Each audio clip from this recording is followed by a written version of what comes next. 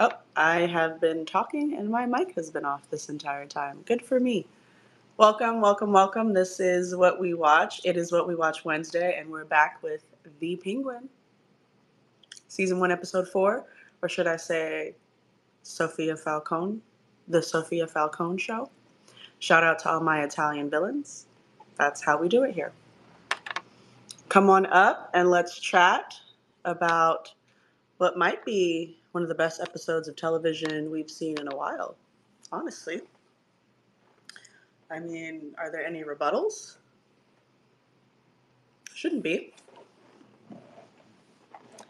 Let everyone come on in and don't be shy. Come up and chat.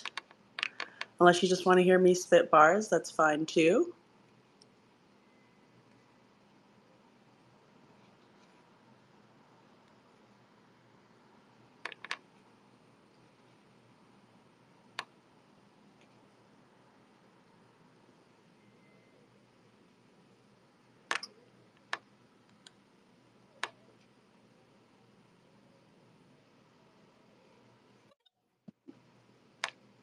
Hi, Corlone. How are you?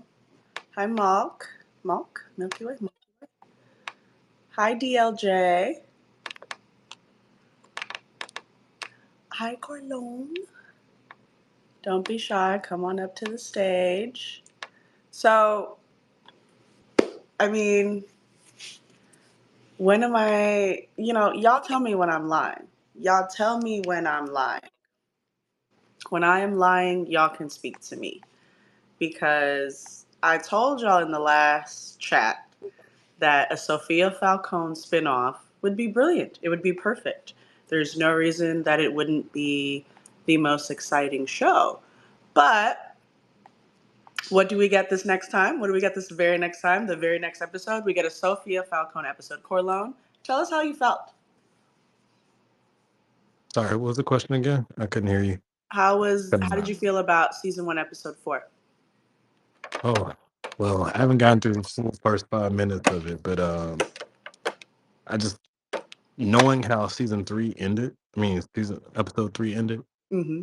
It was something I've been looking forward to. So, like, once I get past the first 15, I'll be able to answer that question more concisely. But I just Sophia's the Sophia's the chick. Let's put it like that. Whatever's coming down the pipeline, like, because she's playing Oz is playing him. You know, they're both using each other and they both know that they're using each other to get to each other's Mm. games. Mm. So yeah, They both know that they're using each other. Okay, okay. yeah. Like she know what Oz is about. She's like, but I'm gonna get eat my cake too, and then when it's time. They'll figure it out. Right, right. That's fair. So what episode are you actually on? I'm on three. I finished three. But Oh, I had not watched four. okay. So Well, there might yeah, be some spoilers in here, but it's a beautiful journey either way. So, I'm okay DLJ. with it. Oh, go ahead. DLJ, where are you at with it? How did you feel about episode 4?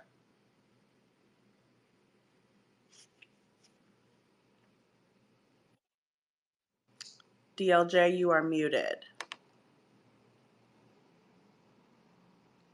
Okay, we're gonna let you figure out your audio. Angela, my girl, I was saying I already told y'all that a Sophia Falcone spinoff is possible. Very next episode, it's a Sophia Falcone episode. Shout out to the Italian villains. Angela, how are you feeling? I just want to say every woman on this show. Okay, this episode was brilliant. Sophia's acting was just amazing. The story, just watching like someone like she was trying to do the right thing and was wronged by every single person. Like for like 10 plus years, like she was being gaslit by her father. Mm. Like her brother was like, don't worry about it, dad would never do that. And then like after 6 months he's like, oh right, we're gonna get you out of here, homie, like dad is bad. Like that's what I've been trying to say. Like, why weren't you listening to me? You know that dad liked me most, and now you don't want to hear what I gotta say. But Mhm. the women in the, because Sophia's great, but the other guy, the guy in prison, his wife, bad bitch too.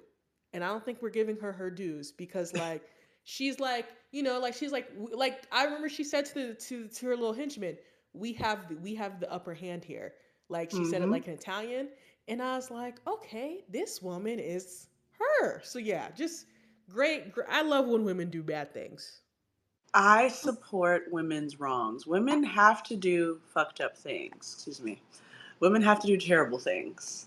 If the show doesn't have women doing terrible things, if the movie doesn't have women doing terrible things and doing them well, like, you know how I feel about not succeeding in your villainy. You know how I feel about not really succeeding. We talked a lot about that at What We Watch Industry HBO.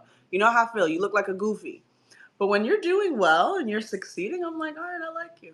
I like you. You do what you say you're gonna do. Corlone, I see your hand up. Okay, just refresh my memory because I'm a little bit of blur. Is this the episode where Sophia and Oz get basically catch Vidi's wife? Uh, not Vidi's wife, but the boss's wife doing Vidi, and then they make him sign over for the drops with the Asian triad folk. No, we talked Okay, about all the first three episodes already. We are okay, on so that episode that four was of the three episode seasons. 3. I'm just trying to make sure. I was like, am I spinning right now? Yeah, it's, yeah. No, it's we're been a glad couple you're of here weeks. though, so you could tap in. I see DLJ. Did you get your audio figured out? Welcome. This is What We Watch Wednesday. Please tweet it out. Tell people to join. I see tweets all day, and y'all don't want to spit your bars. Like, get it on recording. We go to YouTube. We got brand deals. We got podcast network deals. Like, come talk to us on What We Watch about your show, about the show that you're watching. Come on. That's why we're here. Go ahead, DLJ. Hey Mo, thanks for inviting me. Yeah, I had some issues well with my internet. Nellie's Wi-Fi, crashed uh, back running. This episode was really good. I really liked how this just solely focused on Sophia and the family dynamic. And you really see underhand infighting among with the family to basically phase her out and make her look like the crazy, insane hangman, which how she was dubbed, and being involved. And you really saw how the relationship between her and her father, and basically, the backstory with her mother, what initially was viewed as a suicide, which more than likely the father might have had something to do with it. And it's interesting that you say it like that. The father might have had something to do with it. Tej, talk to us, because welcome to my lovely co-host. Thank you, Tej. This is What We Watch Wednesday. We are chatting the Penguin. Tell all your friends and followers. Tej, talk to us a little bit about how they are leading you to believe who the hangman is, right? What the scenes that we're cutting to in these moments of Sophia Falcone's flashbacks to her mom. Talk to us a little bit about like what we're doing with Carmine, because he's clearly not innocent, but are we sure? It's obviously a phenomenal, brilliant episode. The kind of way that they're always keeping us on our back foot as we watch this show. So we have Vic, who's with Penguin, and really what and what Vic character is showing us, and to some extent, Penguin's mom is showing us that like the Penguin is a human. Like the Penguin has done bad things, and we know that as we're going into the show. But the Penguin is a human. Like he's not a monster, or at least that's what we think. And we meet Sophia and she's dubbed as a monster, but then we get this episode and we see that she actually wasn't a monster. In fact, the way that she was treated turned her into what she became. And so we're seeing that, but also they're still kind of keeping us on the back foot because we don't know quite who the hangman is. All we know is that it's not Sophia, and it looks like it could be her father, but also it could still end up being the Penguin. It could still end up, we know that he has represented to her that I basically blame this stuff on you, but I didn't think that your father was going to put you in Arkham Asylum. Now we're seeing that she got wind of the fact that her dad had something to do with the deaths of these women, including her own mother. but we don't know exactly who was the one who's strangling the women. And it could still be that that is the Penguin. It could still be that that is her. It could be that that's her father, but that's left up in the air. I just think that the journey that they've taken us on across this season so far, but especially this episode, the way that they cut the Arkham Asylum stuff, the way that it's shot, it kind of speeds up. I told Monique it kind of reminded me of like the last 30 minutes of Requiem for a Dream, where things start to spiral out of control for all of the characters, and you're seeing all these quick cuts, and you're really disoriented as the viewer of like exactly what's happening. Like as where it's like, is she going crazy? Obviously, they're showing us the fact that she's being slowly driven crazy, but it's like we're missing stuff. Like all of a sudden, a prisoner is loose, and we're like, that's weird. And then all of a sudden, it's like they're in the room with the prisoner who was loose that beat her up, and all of a sudden, like she has a weapon, and they're allowing Sophia to harm this woman if she wants to. It's like all this stuff is happening, all these quick cuts to her being shocked and going through all this weird therapy stuff. The way that they cut that stuff is just so amazing, and they showed us only the first 6 months of her 10-year sentence, which is unimaginable. And they which set the character up in that way. That's just such an insane which episode. It's insane. And which obviously, goes back to, to your point about the 6 months and into 10 years. I, I mean, this is what I mean, that we could do a Sophia Falcone spinoff. My girl did her 10-year bid in in Arkham. She did what she had to do. And I think what's been really exciting about the show as a whole is that we are deep into this universe with the Penguin, the Batman specifically, but the Penguin, I'm not going to call him a side character necessarily, but I am going to call him, you know, someone that's like not significantly more interesting than all the supporting characters of the show. Sophia Falcone is a fucking star, quite frankly. She's a star in this show. To Angela's point, the woman that is, kind of has Penguin in Hell is a star of the show, quite frankly. I even think our guy, not Alberto, who's already dead, RIP to him, Vic, our guy Vic, I mean, you're going to see that my guy Vic is going to turn up. And so, what was exciting about this season, or this episode specifically, is that we got to see Sophia's origin story. And some of what you had said, Gigi, is interesting because at one point, probably everyone was a human, right? We all love the origin story of a monster, quote unquote. When do you decide that someone is no longer a monster? And I think you kind of scratched the surface of what a lot of the writers in the room, shout out to y'all. I know there's women in that writers room because it's too good. It's too good. Women screenwriters, women in film, women in television, I see you. But I think you're scratching the surface of something very profound. And it is something that I love about film and TV. And this is what we watch. And this is why what we watch is here. Is because when do we decide how compassionate, how forgiving? When do we look at someone's past and see a bunch of monsters that affected their life that made them become a monster? I want to talk to this group here. Tell me how you felt when you saw Sophia Falcone commit murder, because we're going to call it what it is. That scene was probably one of the best scenes I've seen in television in about 5 years. You know why? Because of the depth and what it reveals about the character. What does she say right after she commits murder in Arkham?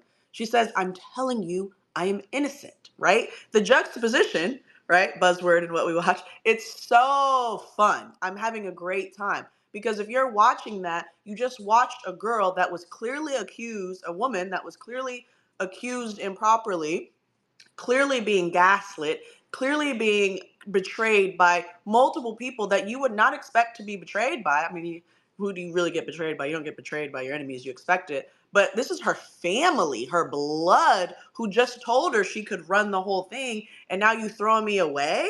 That's wild. And so to be framed for such an intense crime and then actually commit one and then proclaim your innocence, I mean, come on. What better television are we talking about at this point?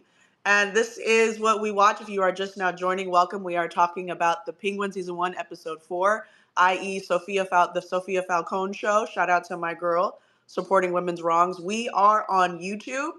Go to Miss Peacherino Presents What We Watch. That is trademarked. go ahead and tap in. We are on YouTube. Right after this, we upload all of our shows to YouTube the very next day. So if you missed it or if you want to tap in, let me know and hashtag what we watch. Jess, you've been very patient. Talk to us. You have your hand up. Yeah, listen, man, this could possibly be one of the better comic book like origin stories that I think I've seen in a very long time. We'll get into dissecting all of this, and like you already warned everybody in the room, spoilers may come. I just want to start first and foremost. Shout out to the yellow dress. Shout out to the yellow dress. Okay, Christina. Anyways, we move. We move. Period. We Shout out move. to That was Sophia crazy. Falcone and her fits. That was crazy. That was I know that the costume designer, I know he did his big one. That was crazy. Um I think this episode was really quite a masterpiece in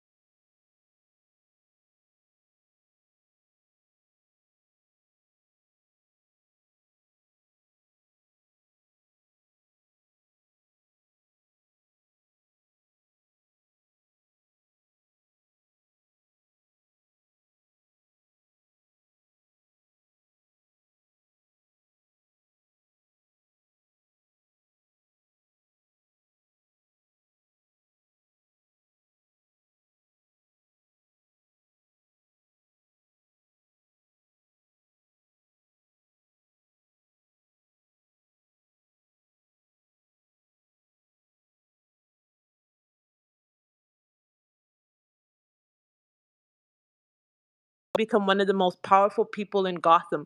But from the subtle ways of like when she has the gun to his face and Sophia is asking, is this true? Like what's going on? And like the wife of the kingpin is like, I know what you did and what you've done. And he kind of looking at nobody says, be quiet, stop talking.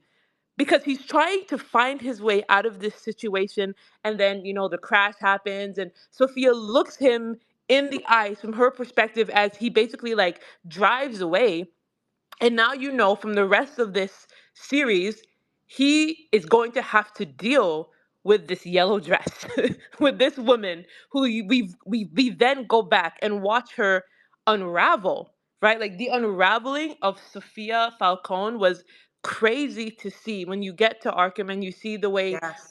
she was like dehumanized, and her innocence like for 10 years, right? Like she gets shocked to like mental health crisis, right, where she can't sleep anymore, and you even find out the subtle things of like when you meet her, the marks And on her neck I are want because her mind is gone. please Yeah, finish. I want to interject and just quickly engage you please. and say she was literally shocked. Not Yeah. like, oh my God, I'm losing my mind naturally at a natural rate.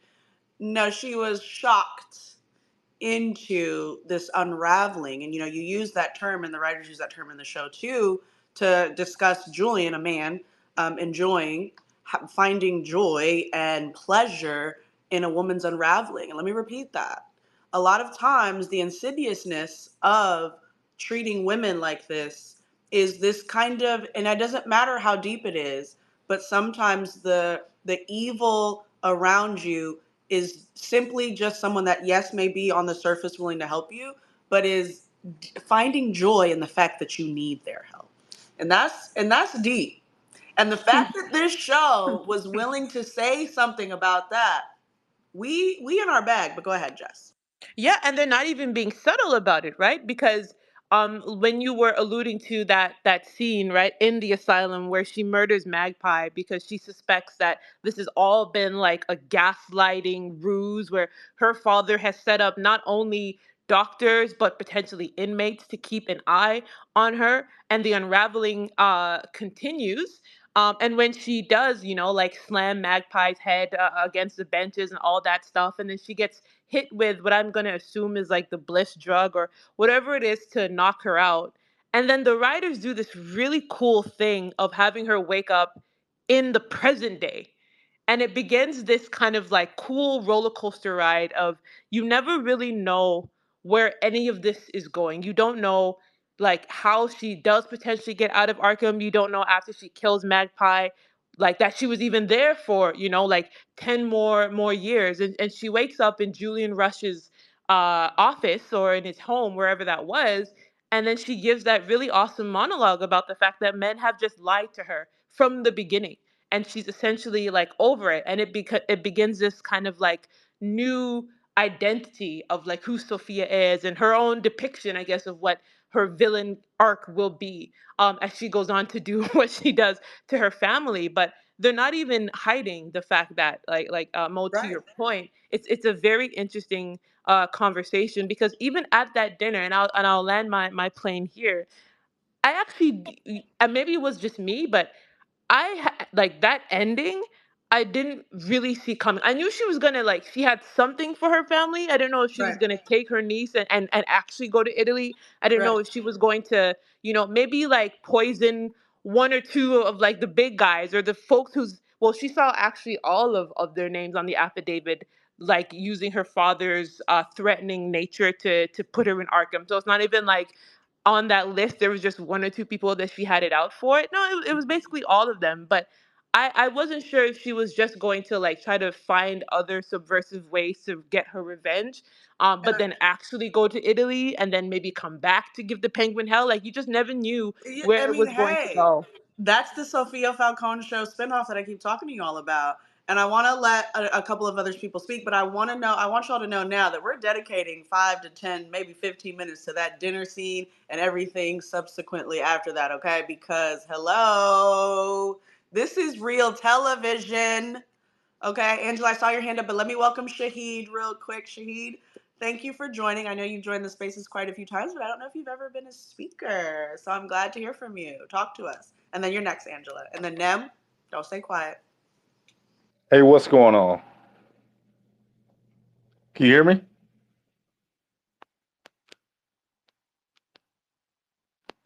We Can, can hear can y'all you. hear? Okay, cool. Um, that whole episode, it was basically it showed us her origin, and they set up in a way that they set up in a way so you can feel like she had hope. So that first 6 months, that was the entire time while she was in Arkham that she had hope. I like And that. They showed you the hope that weak people around her had and that she had. I like that.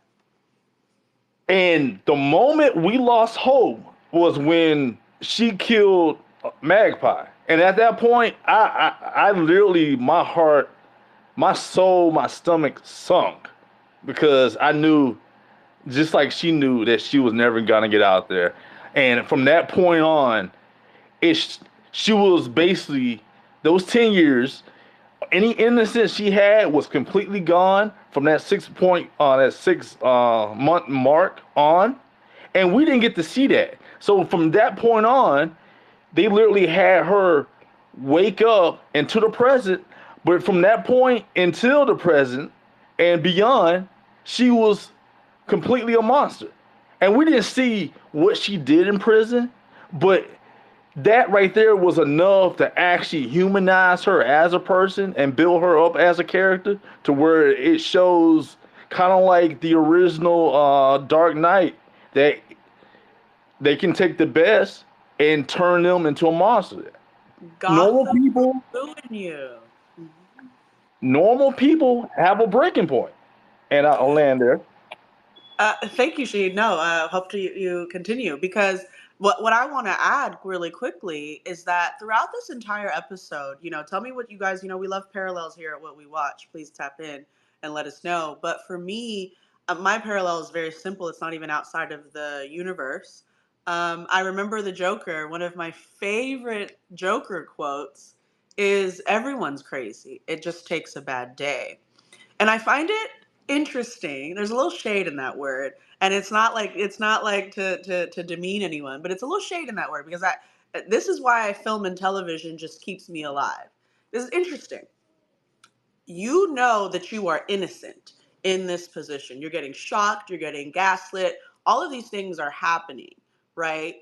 But you had a really rough few days. Like the show did it perfectly, right? We saw her have a great day, at her organization helping women, and then the very, like, within 36 hours, she's in handcuffs in an ugly ass orange and white suit, being told that she is a monster.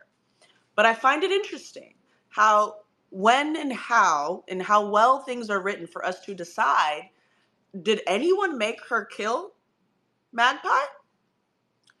Do you find a little bit of compassion for her? If so, why? She did that completely on her own.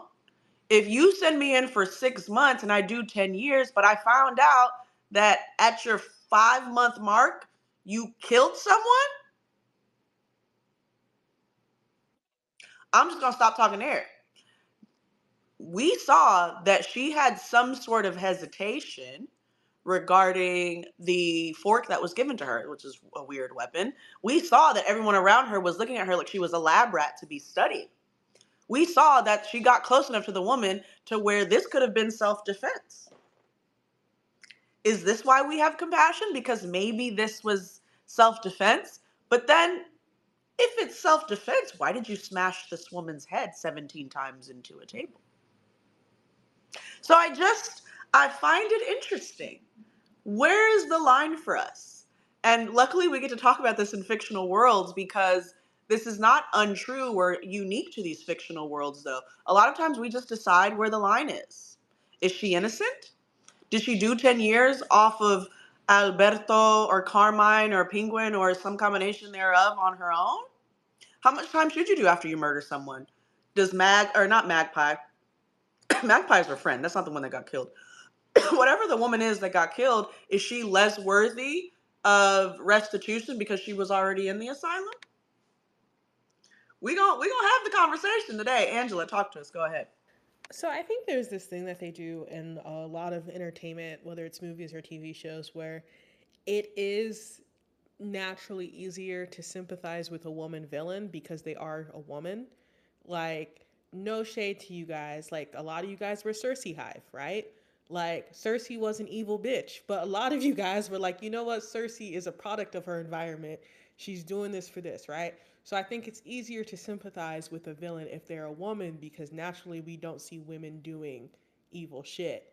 But to the point that Jess made, the dinner scene was powerful for so many reasons, but like, them niggas were just brazen, bro. Like, I can't get over this. Like, y'all are in her daddy's house. Y'all helped put her in jail for 10 years.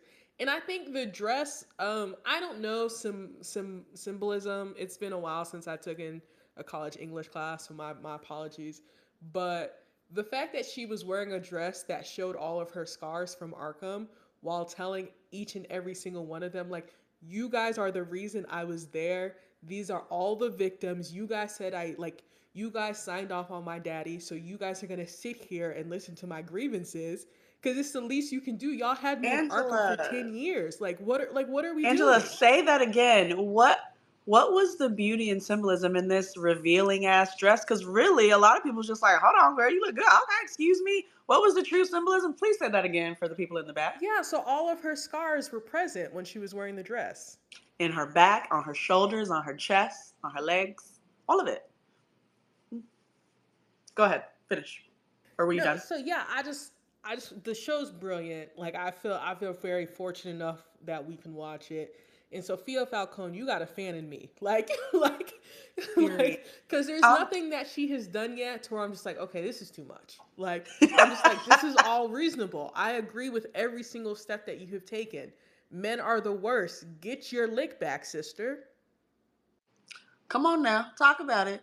I mean, you opened this beautiful statement by saying, "Okay, well, y'all be sympathizing, but then you just sympathize, as you should, because we support women's wrongs." And I absolutely was Cersei Hive, and I don't feel no shade, because let me tell you something: in a room full of evil human beings, if there's 11 men and one evil woman, I promise you, 100% of the time, I'm with the woman. I stand with her. What did she do? Oh, the same thing everybody else did? Cool. Yeah, she good. These people are bad. 100% of the time. If I have to choose the winner of a Game of Thrones, if I have to choose who should run the Falcone, drug, whatever, mob, whatever, It's giving Sophia. But going back to what Jess was talking about, because I love what you said, Jess, but I wanna correct one thing you said, and it's that the costume designer was a man, and it's not. I don't believe that they identify as a man. Let's say that. But I believe their name is Helen. And I read a beautiful article about this show. And I encourage you guys, I don't know if you've seen some of my retweets, but one of the questions that we asked in this last episode and the kind of things we dove into is, can this show be a movie? And the costume designer herself said she approached the costume design as though it was a film because there's not a lot of differences in it. And I was like, look at what we watch. What we watch knows what's going on here.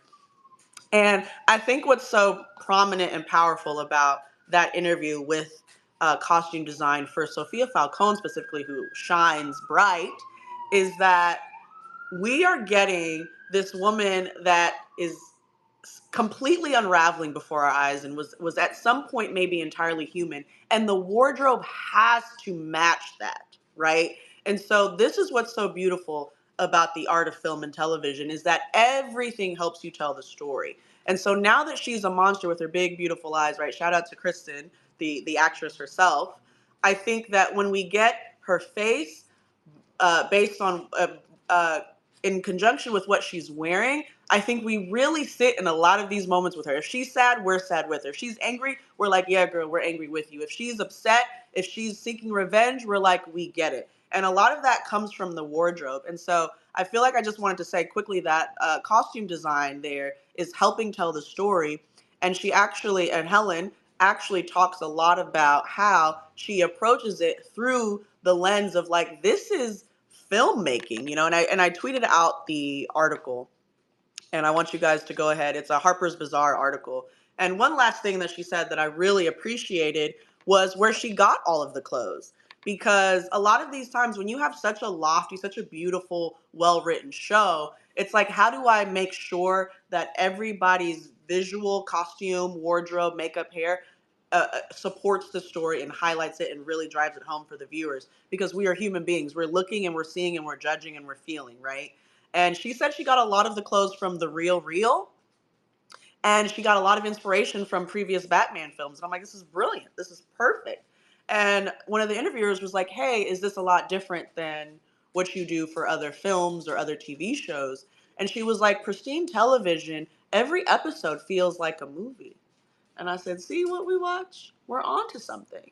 Because this does work as a film, because we're talking about 45 to 50 minutes here and a full fleshing out from the unraveling of this seemingly hopeful woman. Shahid, to your point, we had a lot of hope for this woman. Like, we saw maybe 10 minutes of her doing good, and we decided she was good and she was worthy. And Carmine should, have her run the family stuff. And Alberto is on drugs, and he don't deserve nothing.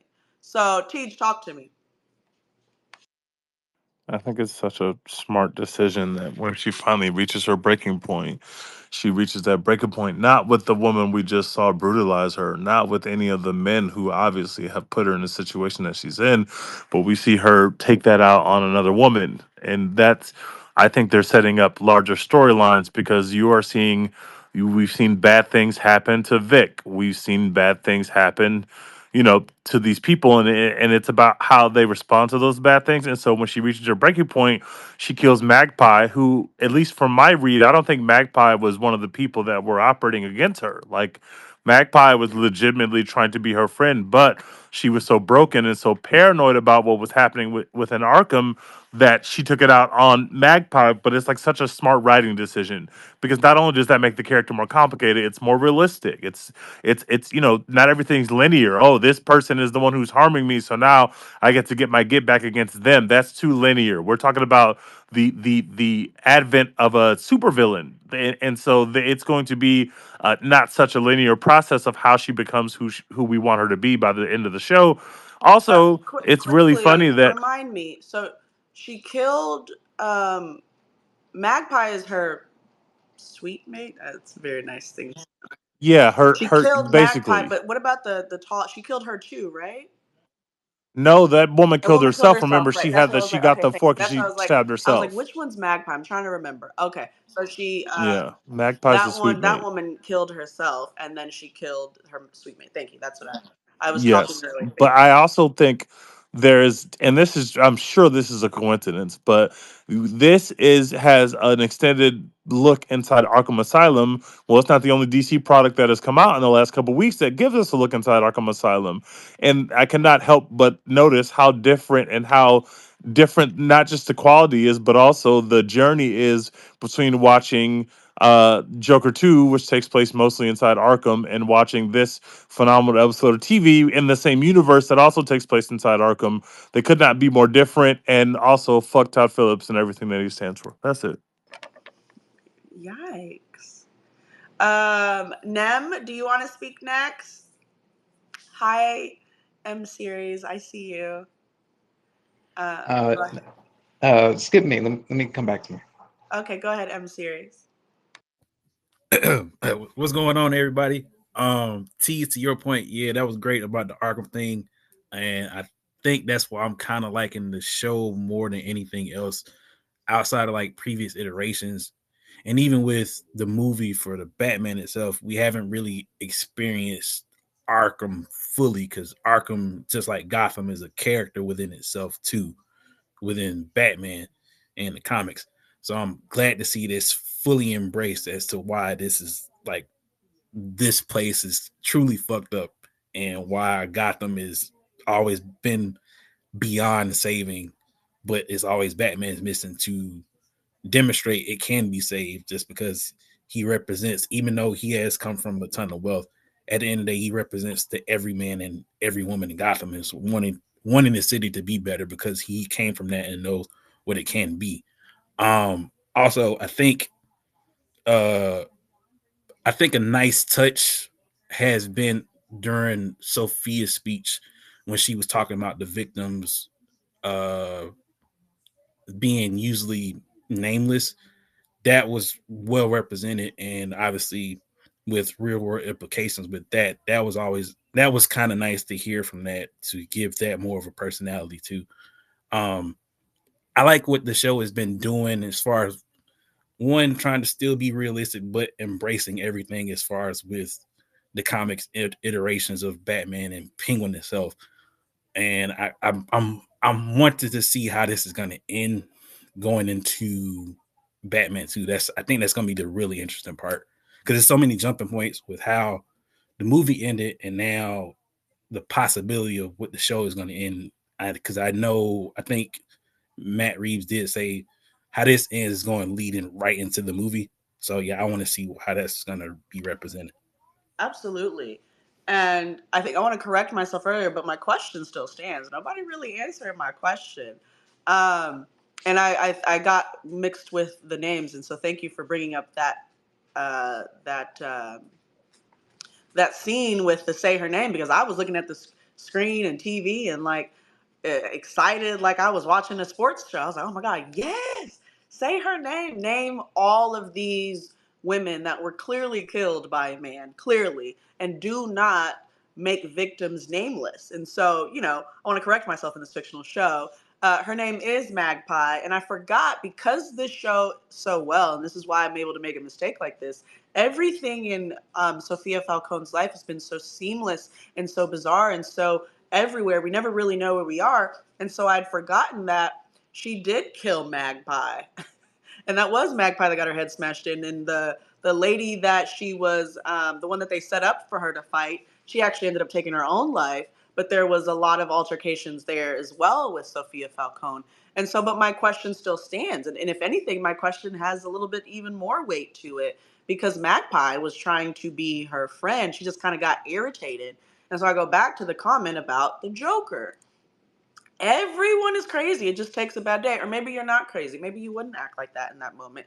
Maybe Sophia Falcone does need some help. Or do you sympathize with her because you gaslight me, you literally physically shock me, into believing certain things. I have these weird flashbacks. I don't even know what reality is.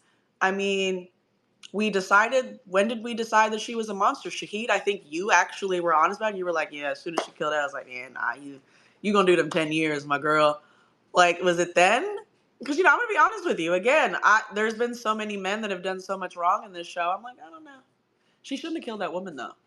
So, how are we feeling? Go ahead, Jess. Yeah, I mean, I actually like I have an answer for you. But I do want to, because this line of conversation, which I love, is actually making me want to pause and give the background actresses of the Arkham Asylum scenes for Sophia their flowers, their tens, their claps. What? Like, I was legitimately terrified from the moment she stepped into Arkham, and that is rightfully so. And again, like, you watch her just have to go through all these different iterations of herself, like from this innocent daughter who just came from these charitable events for the brainwashed things that she was told by her father for her family, and thinking that she was doing good for her deceased mother, to basically being framed by her terrible, terrible father. And she ends up in Arkham with her man. Like, if you guys really watch, like, from the moment she steps into Arkham Asylum, like, she's stripped, washed down, fingers in her mouth, like all over her body, absolutely dehumanized. Gets this jumpsuit thrown on her with her manicured nails, just to continually see the juxtaposition between where she's at and what's real and what isn't. And then, like, you see these women, like, just act like, from the even just like from the physical stature of some of these women playing mentally ill characters, I've even like seen, like, some of them are loosely based off of like villains from like the original comics, like that tall woman that we see like in the end, like, is actually like a villain, and same with Magpie. But I mean, to your question, I actually let me tell you how much I support women's wrongs. I think Sophia Period. was right. I actually think Sophia was right. I think Magpie was an op, okay? I think Magpie was a spy and an op. And of course, like, when It the was whole either picture gonna be kicks in, you or me, Magpie, and it had yeah, to be you, baby listen, girl. because this, if you go back and you watch the scene, she was moving strange. She was moving strange. And when Sophia said, like, "Did my father send you?" She started stuttering, guys. She started stuttering. She was looking See, left and right. y'all I think don't at know. some Y'all point, wasn't paying attention. Let yeah, Jess y'all wasn't cook. Go watching. ahead, I'm Jess. watching out for my girl. I'm watching out for my girl. Listen, I think at one point Magpie even made eye contact with the doctor, like, who was standing in the corner watching her the whole time. Like, I'm not gonna hold you. I think Jess, Sophia let me tell was you something. right. I got your back. Here's the thing. Get rid of your ops. Get rid of them. Get rid of them. Get I'm not rid of your saying do ops, what girl. Sophia Falcone did, but what I'm saying is, if whatever you need to do and whatever the situation is, make sure your ops ain't got the chance to continue. Let it be. Let's stop that, because I think Because for Jess. what? Because for why? Like licking on Bliss, talking about now we can be friends. Now you can get the drug. Now you'll be here with me for the rest of your days. Are you dumb? Bang, head to the table. Shut up. I told you I was innocent. Get out of here. Shahid, talk to me. You can answer the question. You can not, no pressure. I just feel like we get a lot into these shows, and I think for a comic book show to give us this beauty, I feel like it's the disrespect around comic books is crazy to me. It's so crazy to me. It's been crazy to me for decades now, but it's so crazy because what are we talking about? This is one of the most deeply profound psychological studies on television that we've seen. If you take a second to look at what's happening, we are looking at the penguin. What is the penguin? Who is the penguin, right? Look at what I said. What is the penguin? Who is the penguin?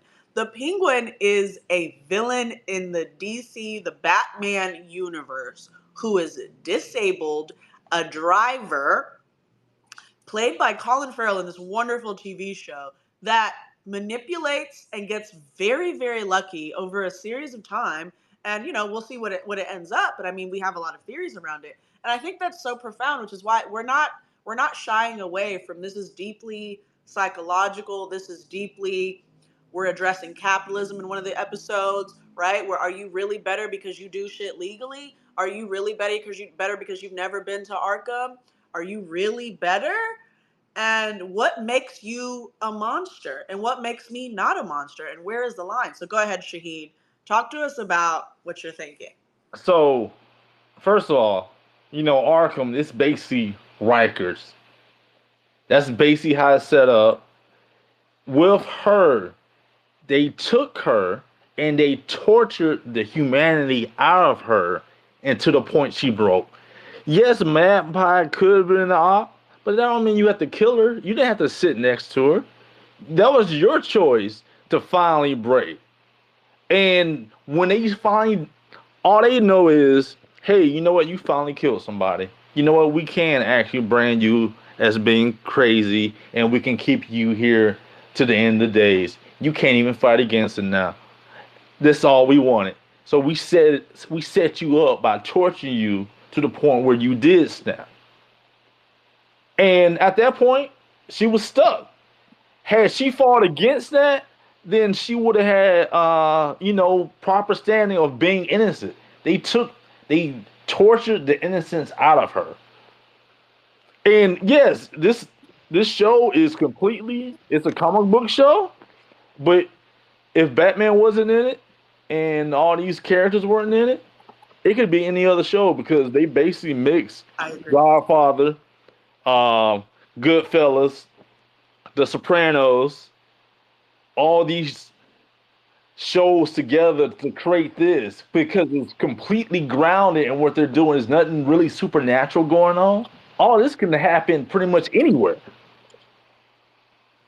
Thank you for saying that, Shade. And that was going to be one of my points. And if I may expound, I think what's so cool about it, to your point, what are we saying? What parallels are we getting? Requiem for a Dream, Joker, Joker 2, Dark Knight Rises, Goodfellas, Sopranos, all this kind of stuff, Godfather. I think what's so cool about the show and the kind of representation that we're getting from all of these people is kind of what you're saying, right? Which is the humanity was tortured out of her. You said two things. The humanity was tortured out of her, but then you said it was also her choice. And we in my bag right now, because ultimately the way that I live my life, the founder here of what we watch is everything you do is a decision.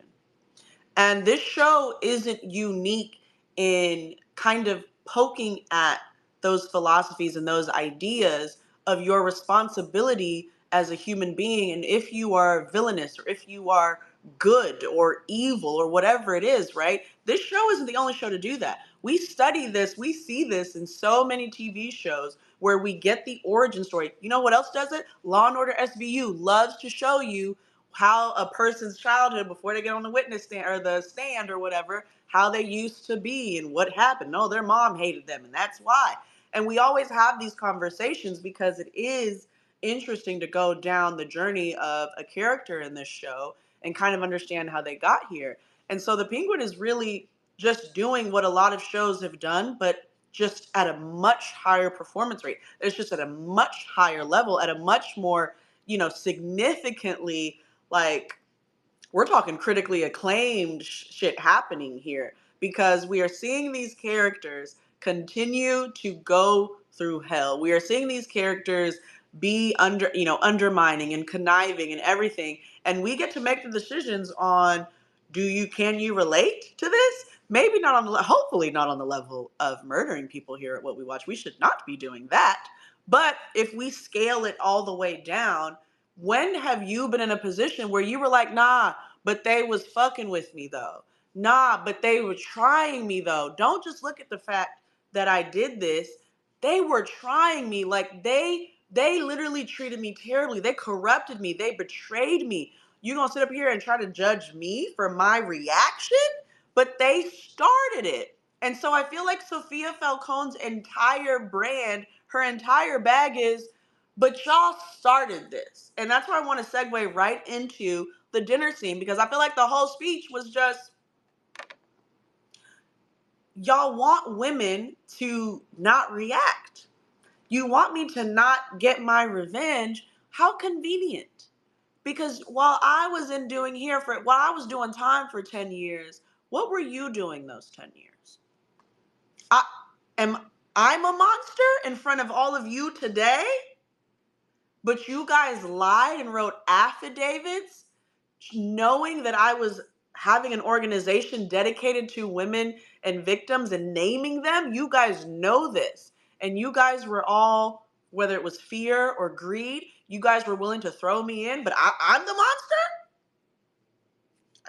It's interesting, right? And you can put yourself in her shoes, again, not in the exact shoes, but in her shoes in certain ways and say, it is interesting how we decide what level of reaction a person or a character should have in response to what was done to them. Go ahead, Angela.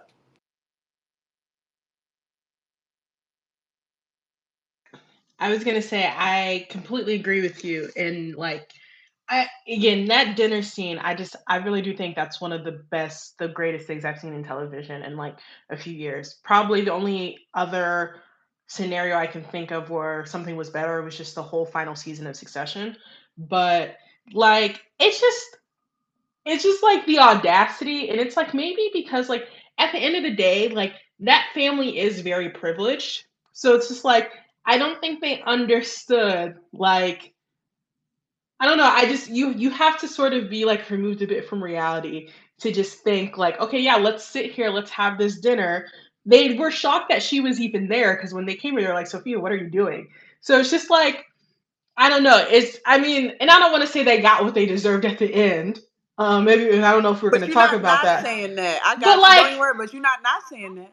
I mean, and again, like it speaks to Sophia, like because Sophia I don't want to say she's a villain, you know, because if you're getting your lick back, are you really a villain? And like she protected the little girl because she's like she obviously knew the little girl wasn't part of anything. But like I mean, they ha- You're they touch. had to they had to have saw what was Hey, coming, like you know. we're not talking about 10 minutes. Y'all be getting mad on Twitter in 10 minutes. Y'all be getting mad on Twitter for 10 weeks. Y'all be getting mad on Twitter. We're not talking about 10 minutes, months, weeks, days.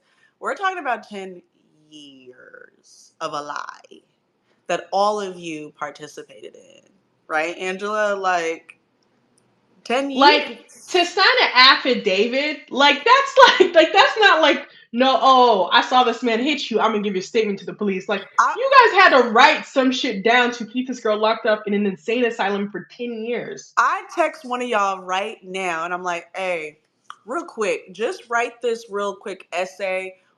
We trying to throw my homeboy into a mental hospital. And I just need you to go ahead and like write something like, this is what I've realized. She's a sicko. She's depressed. I know y'all saw her and she like doing all this organization. He doing all this organization stuff, but that's not what I'm talking about. I'm telling you they're a sicko. Can you write this? As a matter of fact, I wrote the essay for you. Can you just sign it? You think about that happening to you. There's no way. There's no way you are agreeing to that. And if any of you are agreeing to that, please come up and tell me why. You have to be scared for your life. It wasn't even about like it was about someone that they had probably had no issues with. She was great. What did Shahid say? I go back. She had hope. We were all hopeful of all of the endeavors that Sophia Falcone would have, should have been prior to being labeled the hangman. And I like what Angela said, thank you, about bringing up the girl that she saved. This is another thing that film and television does is they'll just plant little seeds, what I call codes. And every time, you got a gangster or you got a mafia or you got a kingpin and whatever the hell you got. I'm watching The Wire too. There you go. You got another what we watch parallel. There's always a code. And it's like, we can ask there's two questions that I want us to ask before we wrap up. Please raise your hand if you have something to say. There's one question I want us to ask before we wrap up. Are you crazy for reacting, or are they crazy for doing what they did to you? It's always so interesting. I'm crazy for killing all of y'all at the dinner. But no one wants to talk about how absolutely insane it was to sit at this dinner with me, smile in my face, act like I'm the problem when y'all wrote and lied about me 10 years ago. None of you for 10 years even attempted to help me. We're not talking about 10 days, guys. We're not talking about 10 weeks. For 10 years, none of you even lifted a finger. And you think we're going to commiserate? You think we're going to... No, you're crazy for thinking that this is okay. I'm not crazy for this. You're crazy for thinking you can sit across from the table with me and shush me up. I'll be crazy. That's fine. And I think the code part is so brilliant because that baby ain't got nothing to do with it. But you know what I said? And I'm a writer. And so I love when we implant these things like this. Because you know what that does? You know what leaving that child there does? She's going to remember that. And so put us 15 years ahead into her life. And now she has a revenge story. Because I was spared. Because obviously I wasn't even born when they put your ass in the crazy Arkham hospital. But now I know that you killed both of my parents and told me to go to sleep. So now we got the baby show coming in 15 years. When she turned 25, 30, she gonna be like, who killed my mom? Well, it's interesting. The day that my mom was killed and my father was killed, Sophia, was sleeping with me in the greenhouse. She said her and her brother used to sleep in the greenhouse. It's weird. Why did she survive that? Boom. We got a whole nother fire ass show. You get what I'm saying? And so I'm like, this is what I like. This is what I like. Plant these seeds to continue this beautiful universe. Nem, talk to us. Mo, can I just add? Can I just add one more? Absolutely. Go ahead. And there's just one more thing that just drove me insane. Like when they, when the first time she was in Arkham, she was with Alberto. Alberto's like, you're a Falcone. You can survive anything. And then when she found out that she wasn't going to trial, Alberto was like, stay strong. You're a Falcone. Like, you can do this. Are you kidding me? Like, I don't know if it's like a thing because, people like do that to women all the time. Like, oh my God, you're so strong. So we can put you through bullshit. But it's just like the girl is in it, like one of like the most notorious insane asylums in your universe, if not the most. And you're telling her to stay strong because of her last name? Like, I'm crazy?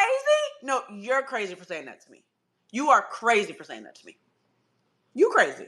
There's no way. Go ahead, Nem. Yeah, and that same on that same vibe as far as is she crazy or not? I'm a Sophia apologist. She was really on the head as far as saying, the innocence was tortured out of her, because she fought to hold on to her humanity like that whole way. And so and you can tell she was putting the last remnants of her humanity in other people. Like that's why she had so much reverence for her brother, who I'm not totally convinced wasn't in on putting her uh behind locking her up or whatever. So um so many things to say. Um Take your let time. me, Take your time. This is a great show. yeah, I know. yeah. As far as as far as her interactions with the people in the jail, like Magpie, I kind of feel like Magpie was her friend, but then after just some of the points that Jess made, I was like, got a point. Um, so I think it was like 50-50 on there, but I'm leaning more towards Jess's point there. Um, she I don't think she's crazy for reacting, because if somebody puts you in 1/10 of a situation she was put into, you ready to, if the gun was on your hip, you ready to pull it. If they Come on. acting that crazy, that Come violent on, in front of somebody. you, you know what I'm saying? Right. So I don't really she kind of holds on to the point, like, I'm not crazy. Like, I've been put through a crazy situation, and I think that she's now leaned more into that. Now it's kind of like accepting the mantle of whatever she's been demonized as, but I think she's still going to struggle with her humanity. I think she's going to get her heart broken a few more times. Um, I and I think she'll, her personality or whatever will chip even a little bit more each time. And so I'm looking forward to what that storyline might bring. But the production, just in general, amazing. Mm-hmm. The jumping back and forth in time, I felt like that was very representative of her mind state, right? Like she's trying to hold it together. And she doesn't always succeed, but I feel like that's kind of how life is moving in her head and how she's trying to kind of ride that roller coaster, right? But And I love what you're saying there, right? Because the timeline thing, again, what did I just say earlier? What we're seeing is not a show that's particularly hitting any new, you know, new kind of ideas and concepts that we've never seen in television. We've seen timeline jumps. We watch Marvel. Everybody watches Marvel. We've seen Loki. We've seen these timeline jumps. This show is just firing on all cylinders and doing it yeah, very well. And so we're using these timeline jumps, to your point, Neb, to represent her mind state, and it is almost too well done, because when we get that and the cinematography and the directing, we're not gonna get away from that. When we get the scene where we come back to reality, the back of her head is the same, and we just have this quick little like flash and change, so that you know the scene has changed, but you don't really know the scene has changed, because we zoom into the back of her head and then we zoom around and it's her currently in present day, and you're like, oh, we're in the present day. And that exact feeling that you go, oh, we're here today, is exactly hmm how Sophia has been feeling for 10 years. Oh, imagine everyone in your life, oh, we're here now. Oh, we're here now. Oh, they're spraying me with, oh my gosh. Oh, now I'm being shocked to death. Oh, what is, it's just a series of jump scares, but it's your real life, Go ahead, Nim. yeah. And I think they portrayed that very well. I think the her relationship with all the men in her life, um, I think is accurate, right? And if it is accurate, then I don't think she can be crazy, right? Um, Even the actions that she took, after the fact, and there was something that the show played on a little bit, as far as can you trust the this person that is kind of, being demonized as crazy. And it's when she has the moment with the girl, is her niece or something? I mean, her cousin or something. Yeah, Carla's daughter. Yeah, and Or whatever, yeah. yeah, and the way that the scene opens up on that, you're like, what's going on? Like, is she about to kill the daughter? What is she about to do? Like, is she, um, how far deep is she, right? And so, they make the point that, she understands what it's like to be a girl growing up in that family, in that life and experience. And I feel like it's her own way of protecting herself and like protecting that little bit of humanity that she did, that she could still claim, before things went south. So I think she kind of associates that with the little one as well and tries to protect that. But Yes. The but the preservation of youth and innocence. Yes. yeah. And I think she's saved that in bits and pieces of people, like the girl, her brother, Hmm. um, and that's kind of it, as far as what we've seen. So Right. Yeah. um, And it's, and go ahead, and I have a prediction, but it's please. just that I think she's going to find out that her brother double crossed her too, Yeah. I think that's a and fair prediction. and Those that's of going to you make in her the chip a little bit audience, more. those of you in the audience, give me a 100 emoji, bottom right, heart plus sign if you agree. Is Alberto innocent and also a victim, or was he a part of the plan? Give me a 100 emoji if you agree, and a thumbs down if you do not. Thumbs down if you think that he was just an innocent man. If 100 if you think he was part of the plan and you agree with Nam. Okay. It's okay. It's okay. We're getting some agreement. We're getting mostly agreement, but I see a couple people like, nah, my guy Alberto, he good. Okay, we have about 5 minutes left, so I want Shahid and Jess to speak before we close out, but keep it brief. Talk to me about a point, Shahid, that you have. Okay, with the timeline jumps, one thing they did with the direction, you really don't see timeline jumps that's based on trauma.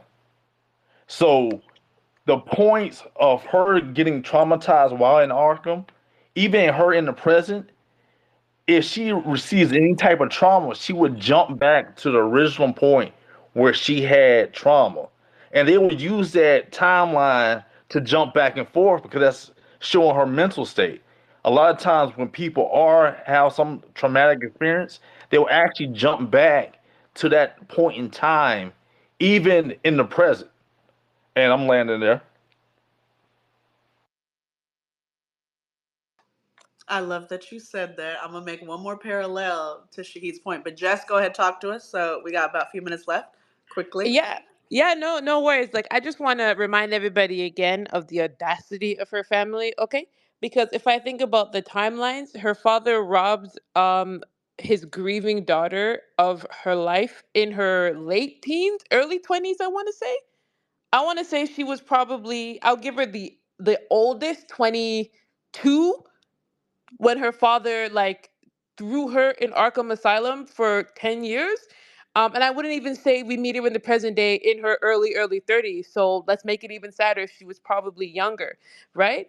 And so to the point though about, her trying to find these bits of humanity in people, I actually think like it's not impossible that her brother may have been a part of some of this plan, but they also in episode 4 make it very clear that he's kind of an idiot, right? That he's not altogether there. So I wouldn't be surprised if it just is just revealed as like a stumbling kind of like he was the young son of the family, never really had it all together and became addicted to the drops. But I think what we're going to see in the big battle that's coming between her and Oz, is that I think she actually saw a confidant and a bit of a father figure in Oz, and is now going to take it very personally now that she knows straight up that he killed her brother, and who knows what else he did throughout the course of his time with her as a younger woman, not only being her driver, but again, a friend, a confidant, and a bit of a father figure as she's mourning the loss of her mom. And I'm very much looking forward to when they lock eyes again, now knowing I that like that. Sophia knows the truth. And I'll land right there. I like that. I look forward to the point where they lock eyes. Three things before we close out. Number one, Oz, honey, you about to struggle. You about to struggle bad. But I want to go quickly to point number two with Shahid, and that is when you were oh my goodness, I just lost my train of thought. Shahid, you were talking about, oh yes, you were talking about trauma and timeline jumps. And it's interesting that you say that. This is what we watch. You know, I do this. I think the last time that I saw trauma and timeline jumps portrayed like this was Old Boy. And I mean, if you haven't seen that movie, please go watch it. It's by one of my favorite directors of all time, Park Chan Wook. South Korean film is kind of the reason why what we watch is here. So shout out to that. But I love that you brought that up because it reminded me of yet another parallel. And at some point, we be spitting so much, guys, in these spaces that we're just going to go ahead and have to like name these parallels that we find in these really prestigious like television shows that are continuing to shine and like just really give us time to look at ourselves in these characters and look at how we look at life, all from a DC comic book. Point number three, it's one of the points I've already made, but I want to reiterate it because I think Nem touched on something very, very profound. I told you guys that one of my favorite quotes by Joker is that everybody's crazy, it just takes one bad day. And the reason why that hits me so hard is kind of what we've been talking about this whole time. And it's that, is she crazy? Or does it not even matter if she's crazy because everyone is, right? It's also that whole, if you're special, if everyone's special, then no one's special, right?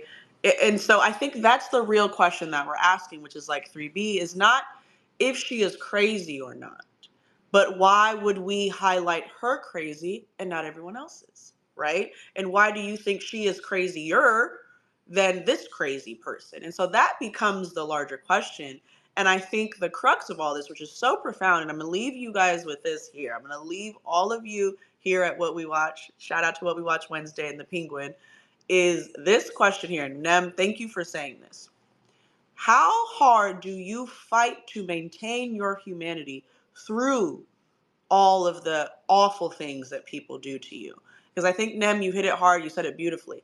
She fought to maintain, to keep some part of her humanity there, even though she had nowhere to reach. If you watch her and she reaches out for humanity, it's nowhere. Everywhere she goes, everybody in her life is just betraying her left and right. And a lot of times that is the origin story for a lot of awful, awful, villainous, terrible people, even in your own life. The part that they don't show you is how hard the person fought to maintain their humanity. And you are quick to label them crazy when we don't address how hard.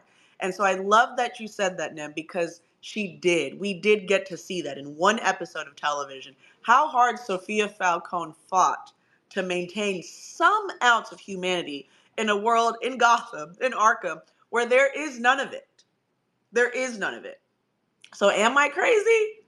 And so I just invite you to kind of think about that when we are looking at how people behave and when we're labeling these characters like villainous or not. It's like when you get this kind of great television, you get to ask these kind of questions. Like, okay, she has a code.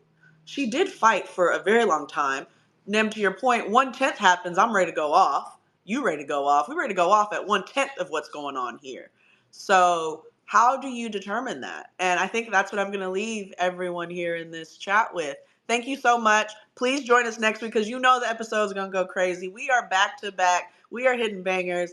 I'm so excited about the Batman universe. And we're absolutely going to have a lot more chats more frequently, especially because when the Batman, the second film comes out, we right back here. Again, check us out on YouTube. We actually did speak about the Batman on What We Watch. I would love for you to go and see what we talked about and hear what we talked about there. And please follow What We Watch Film TV across all social platforms. And thank you for joining us again. Happy What We Watch Wednesday. Ciao.